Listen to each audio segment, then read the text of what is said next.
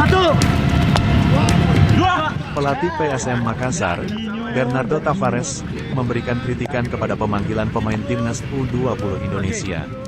Seperti diketahui, agenda pemusatan latihan, TC, skuad Garuda Nusantara cukup panjang.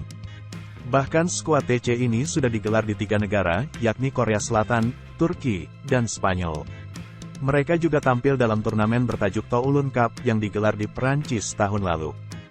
Bernardo Tavares menilai pemanggilan pemain untuk TC jangka panjang justru berpengaruh ke pemain. Pasalnya saat kembali ke tim mereka harus kembali beradaptasi. Padahal, klub sudah tampil di kompetisi Liga 1 yang juga sudah berjalan. Dia mencontohkan ada 5 pemain yakni Edgar Amping, Rafli Asrul, Renaldi, Ricky Pratama, dan Ibnul Mubarak yang bergabung di TC Korea Selatan pada tanggal 13 Maret hingga tanggal 10 April tahun 2022. Hasilnya, mereka tertinggal dari pemain lain karena TC yang panjang tersebut. Kita tidak bisa menggunakan 3 pemain kita, Rafli, Ricky dan Edgar. Kita tidak bisa gunakan di awal musim di beberapa pertandingan.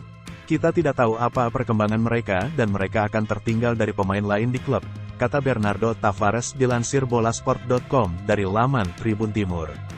Selain itu, Tavares juga mempertanyakan kebijakan pemanggilan pemain ke TC Timnas U20 Indonesia. Pasalnya, 5 pemain yang dipanggil di TC Korea Selatan justru dicoret.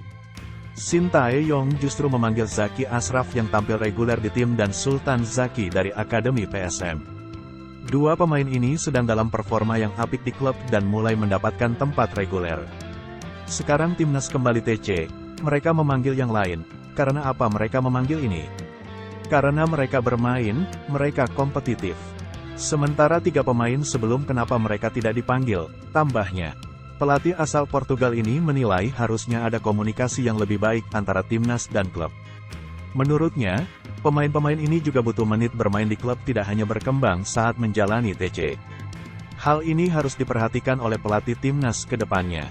Saya berharap komunikasi bisa dibangun ke depannya. Karena pemain akan mendapatkan motivasi ekstra saat main di pertandingan kompetitif. Mereka akan berkembang cepat bukan cuma latihan, pungkasnya.